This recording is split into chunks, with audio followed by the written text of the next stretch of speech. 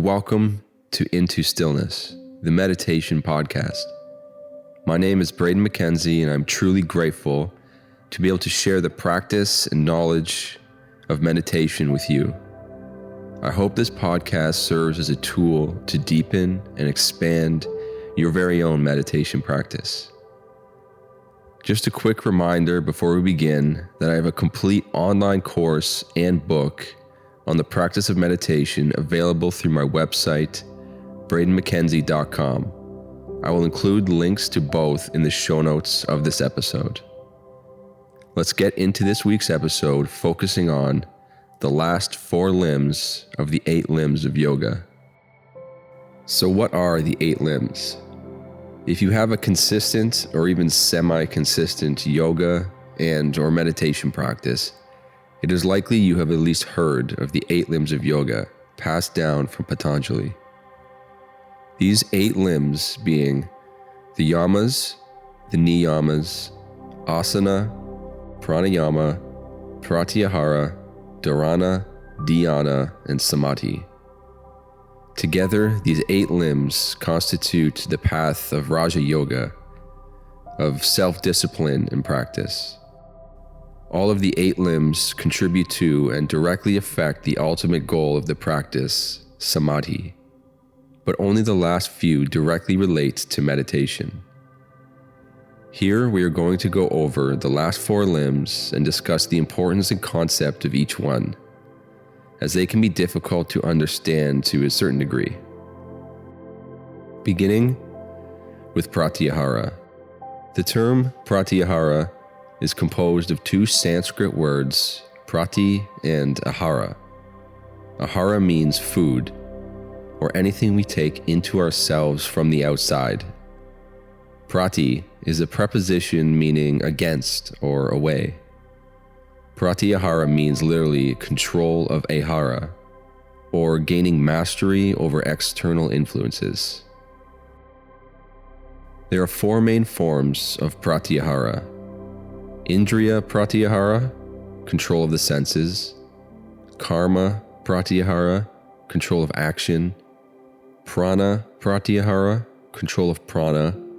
And mano pratyahara, withdrawal of mind from the senses. Pratyahara can be compared to a turtle withdrawing into its shell. The turtle's shell is the mind, and the turtle's limbs are the senses. The term is most often translated as turning the senses inward or withdrawal from the senses. In yogic thought, there are 3 levels of ahara or food. The first is physical food that brings in the 5 elements necessary to nourish the body: earth, water, fire, air, and ether.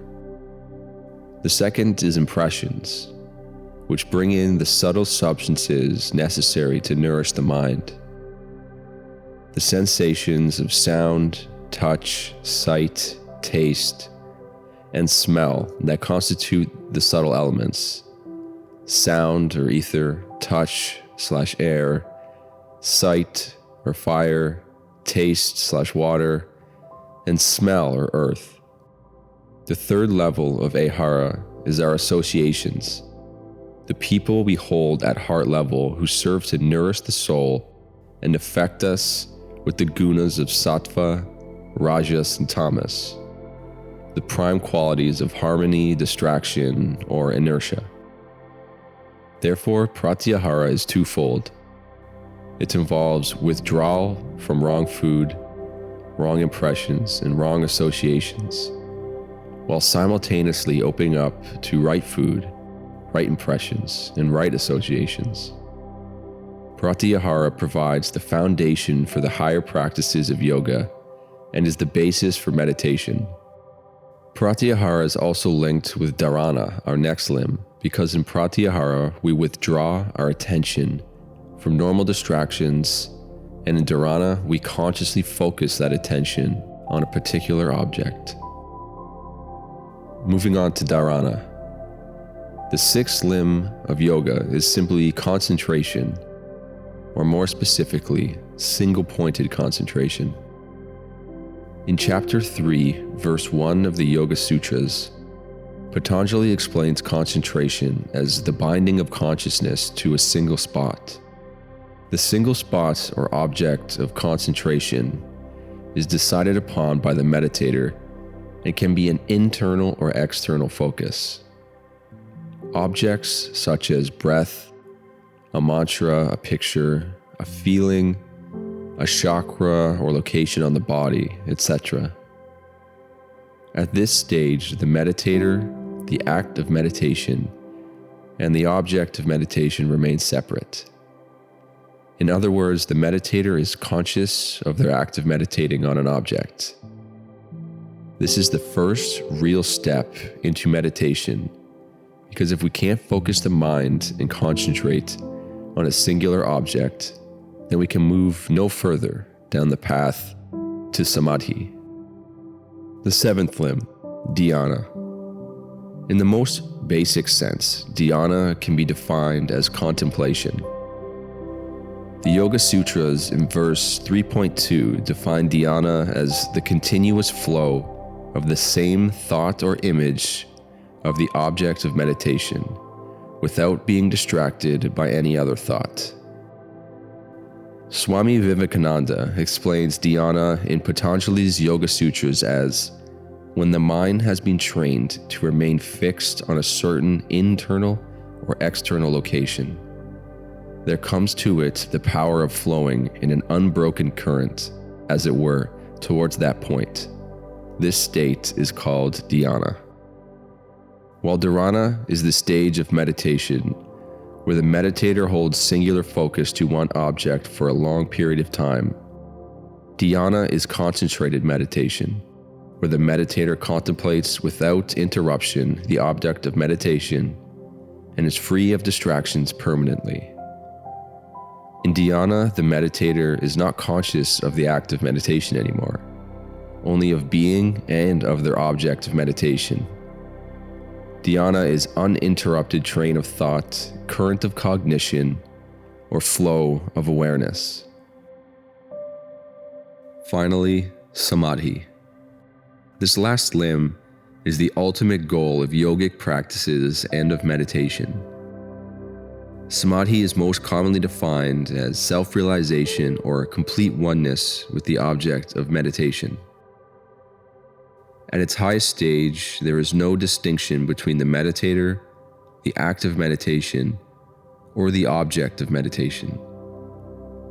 The mind is no longer focusing on the object in an objective manner. All that remains in awareness is the content, the essence of that object. In other words, in samadhi, you are aware only of the essence and not of the details. There are stages to samadhi though. The first samadhi is samprajnata, meaning with seed. It is a state of full concentration and bliss, but there is still duality, awareness of the object of meditation as separate from the individual who is meditating. It is not an end, but a step along the path to the highest samadhi. The highest is called asamprajnata samadhi. This is a state in which there are no vrittis or thoughts, no duality, and the meditator is completely immersed in purusha, which is the spirit or universal consciousness. Samadhi I find actually difficult to comprehend, as I have not experienced it in any capacity that allows me to speak from experience. That's why I leave you with this passage from Swami Shivananda in hopes that his words can help you find a deeper meaning of the subject, or at least a thirst to discover the meaning for yourself. Deep meditation leads to samadhi or oneness with God. If you can fix the mind for 10 seconds steadily on a particular object or mriti, it is dharana, concentration. 10 such dharanas become dhyana, meditation. 10 such dhyanas form a samadhi. The mind is filled with Atman or God. Mind loses its own consciousness and becomes identified with the object of meditation.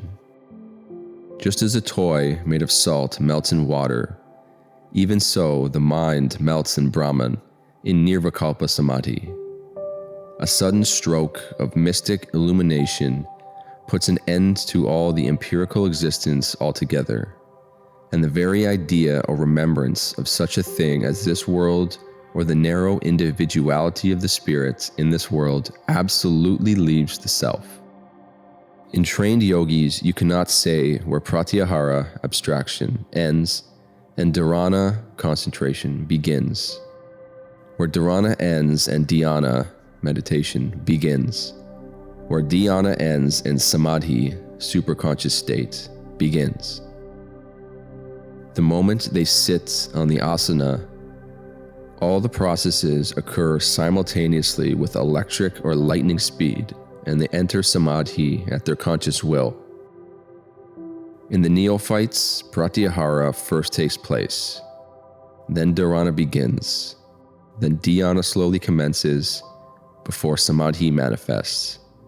Their minds, getting impatient and tired, drop down.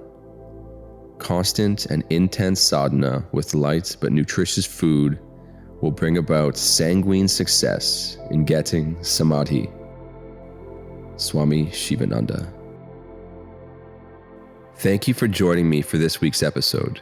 If you enjoyed it, all I ask is you please leave a review through the podcast app or share it with someone else to help me spread the practice of meditation. Until next time, and with love, Namaste.